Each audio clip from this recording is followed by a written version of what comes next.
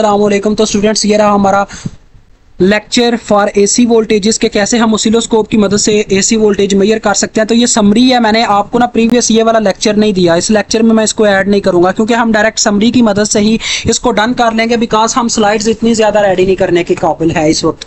तो वो कहता है स्टूडेंट सबसे पहले हम क्या करते हैं जी, ऑसिलोस्कोप को ऑन करते हैं, उसके बाद बिल्ट इन फंक्शन जनरेटर की मदद से क्या करते हैं जी, उसकी शेप सेट करते हैं, क्योंकि आपको पता है जो एसी वोल्टेज होते हैं वो साइनोसाइडल की फॉर्म में होती है हमारे पास वोल्टेज जो होते हैं।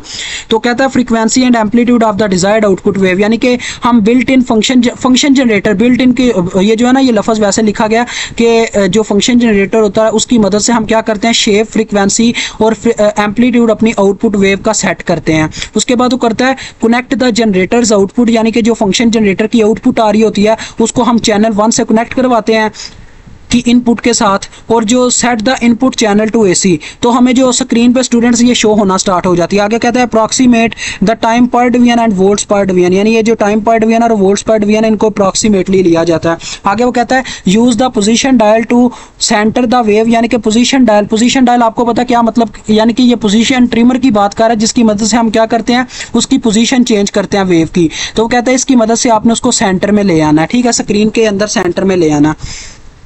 आगे एसी वोल्टेज की अभी समरी खत्म नहीं हुई। आगे कहता है set the triggering source to channel 1, यानी कि आपने ट्रिगरिंग सोर्स को चैनल 1 पे सेट करना है और जो ट्रिगरिंग मोड है उसको ऑटो पे सेट कर देना है। उसके बाद वो कहता है adjust the triggering level until the output wave stabilises, यानी कि जो आपकी आउटपुट वेव है उसको पहले स्टेबलाइज होने देना, फिर आपने क्या करना है जी, एडजस्ट द वोल्ट पर डिवीजन एंड टाइम पर डिवीजन। वही बात कर रहा है स्टूडेंट जो अभी हमने यहाँ पे स्टडी किया, यही आप कर लो तो बहुत है, ठीक है। यहाँ पे ये दी एंड होता है और ऑसिलोस्कोप की प्रॉब्लम्स देख लो। वो कहता है using the function generator create a wave with the following output 3 kilohertz frequency, sinusoidal shape, 2 volt amplitude. यानी ये दो प्रॉब्लम्स हमें देखने को मिलती हैं स्टूडेंट, अगर हम मतलब फंक्शन जनरेटर का इस्तेमाल करें तो हमें 3 किलोहर्ट्ज फ्रीक्वेंसी दरकार होती है और ये हमेशा साइनोसाइडल शेप ही देता है और 2 वोल्ट इसकी एम्पलीट्यूड होती है, ठीक है। आगे कहता है एडजस्ट द आउटपुट, अगर हम आउटपुट को एडजस्ट करते हैं तो so that only 2 complete cycles are showing, यानी कि हमें सिर्फ 2 साइकिल नजर आते हैं, 2 से ज्यादा साइकिल नहीं नजर आ रहे होते, ठीक है जी।